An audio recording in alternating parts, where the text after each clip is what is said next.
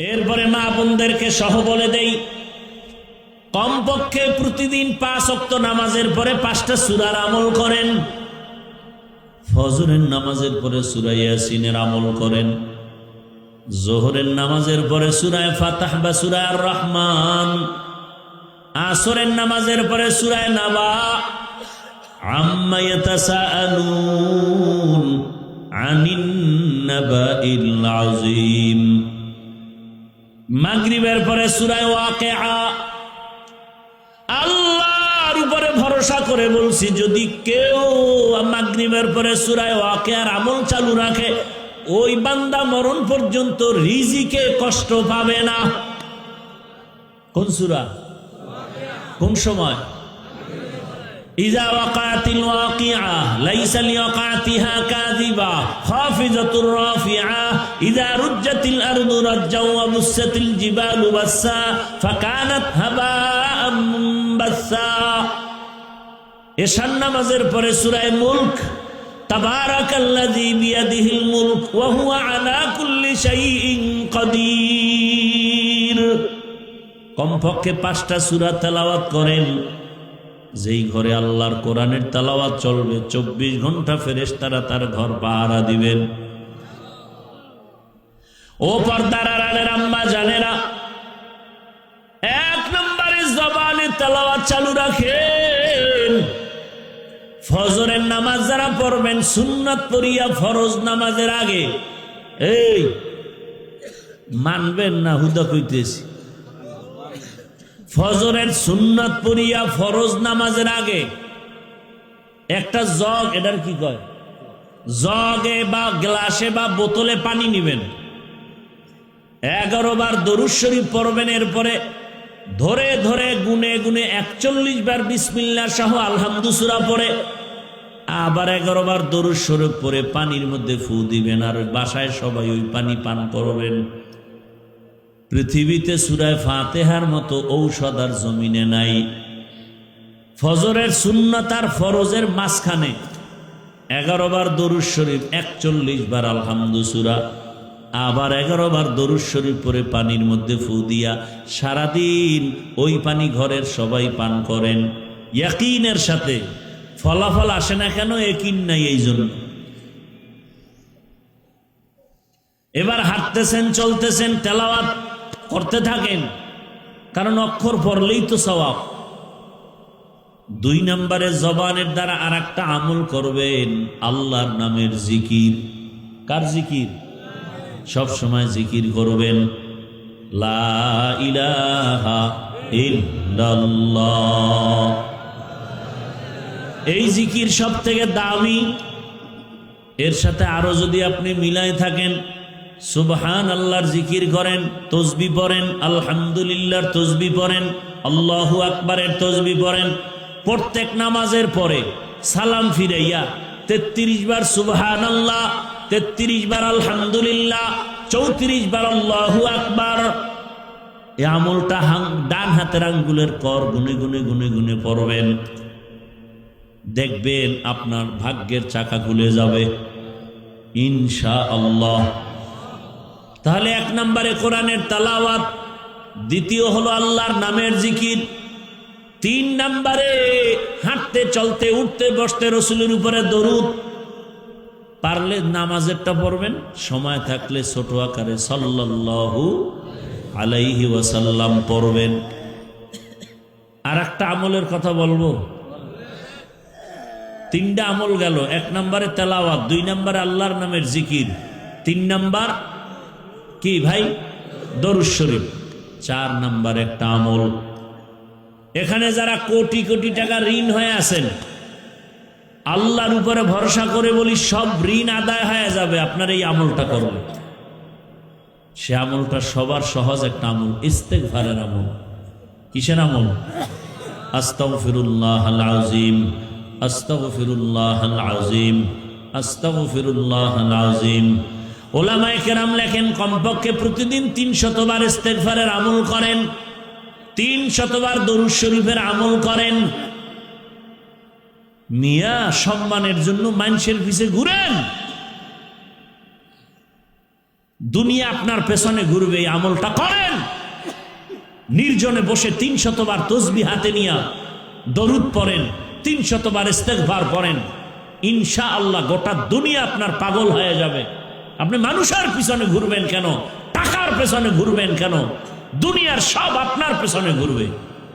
আপনি ইয়াকিনের সাথে পড়েন যে আমার মৃত্যু হয়ে গেল, হুশ থাকতে আমি আমল ছাড়ব না।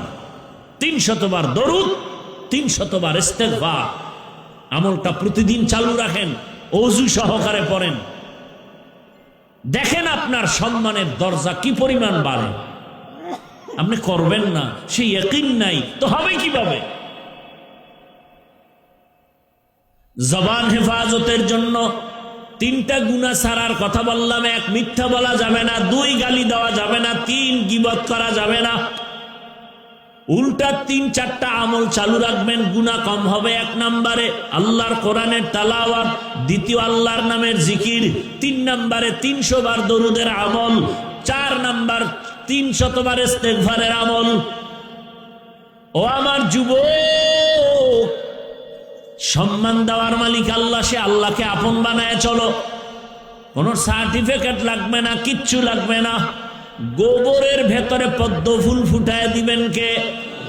আমার আল্লাহ দিবে। যুবক বাবা, তুমি ডাক্তার হলেও সম্মান, ইঞ্জিনিয়ার হলেও সম্মান, প্রফেসর হলেও সম্মান, ওসি হলেও সম্মান, ডিসিএসপি হলেও সম্মান, যদি তুমি আমার আল্লাহর হুকুম মতো নবীর আদর্শ মেনে চলো। কি ডাক্তার হলে সম্মান নাই? ডাক্তার জাকির নায়েকের এত সুনাম কেন? সে হোমিওপ্যাথিক ডাক্তার। কে জানতো তার বাবাকে, কে তার মা, কে তারে পালন করলো, কই তার বাড়ি, কি তার ডিগ্রি? আজকে সারা দুনিয়ার মানুষ তার মহাব্বতে বিভোর হয়ে আছে। একজন মাত্র ডাক্তার, হোমিওপ্যাথিক ডাক্তার, এত সুনাম। আর আমগো বাংলাদেশের এক ডাক্তার জুতার বাড়ি খেয়ে পালাইছে, মরার পরও লাশটায় জমিনে আসবে নিশ্চয়তা নাই। তাসলিমা নাসরিন। কারণটা কি? মা বাবার সাথে বেয়াদবি করলে মরার আগে ধ্বংস, শিক্ষকের সাথে বেয়াদবি করলে মরণের আগেই ধ্বংস শুরু, আলেম ওলামার সাথে বেয়াদবি করলে মরার আগে ধ্বংস। অতএব অনুরোধ করে বলছি যুবক, এখনো সময় আছে, তওবা করো, জবানটারে কন্ট্রোল করো, মনে মনে আমার আল্লাহকে বলো। তোমার মতো যুবক এখনো তোমার চোখের সামনে জেনারেল লাইনে আছে, জীবনে মাদ্রাসায় যায় নাই, আলিফ বা তা পড়ে নাই, এমন জেনারেল লাইনের যুবকেরা স্কুলে পড়ে, কলেজে পড়ে, চাকরি করে, ব্যবসা করে, 5 ওয়াক্ত নামাজও পড়ে, আছে না নাই? তুমি কেন পারো না রে বাবা? তোমার মতো যুবক রাস্তায় গাড়ি চালায়, নামাজ বাদ দেয় না, বলো তুমি কেন পারো না? তোমার কপালে কি মা বাবার বরদোয়া লাগলো নি? তোমার মতো যুবক র্যাব, আর্মি, পুলিশ, বিডিআর এর চাকরি করে, নামাজ পড়ে, বলো তুমি কেন পারবা না? তোমার মতো বান্দা জেনারেল লাইনে ব্যবসা করে, নামাজ পড়ে, চাকরি করে, নামাজ পড়ে, তুমি কেন পারবা না? তোমার কপাল বুঝি খারাপ হয়ে গেল? এখনো সময় আছে, তওবা করো। পর্দার আড়ালের মা বোনেরা, আপনার মতো কত মা, কত বোন এখনো আছে পর্দা করে, নামাজ ছাড়ে না, মোবাইলে সময় নষ্ট করে না, স্বামীর মাল খেয়ানত করে না।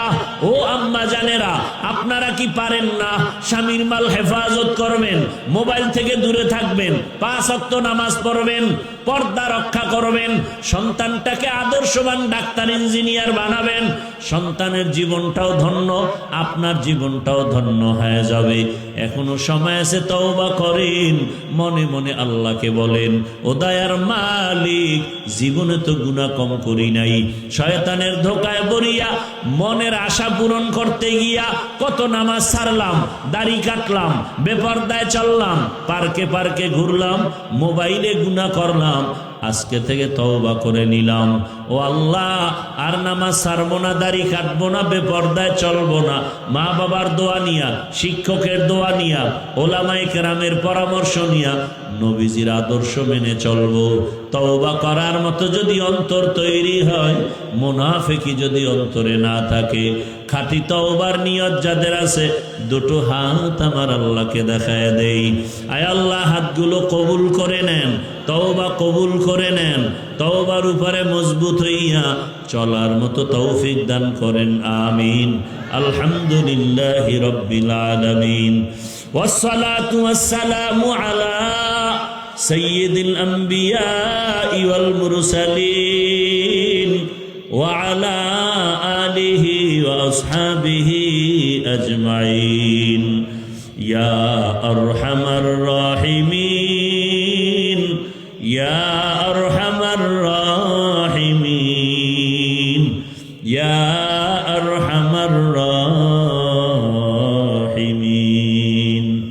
রব্বিরহামহুমা কামা রব্বায়ানি সগীরা।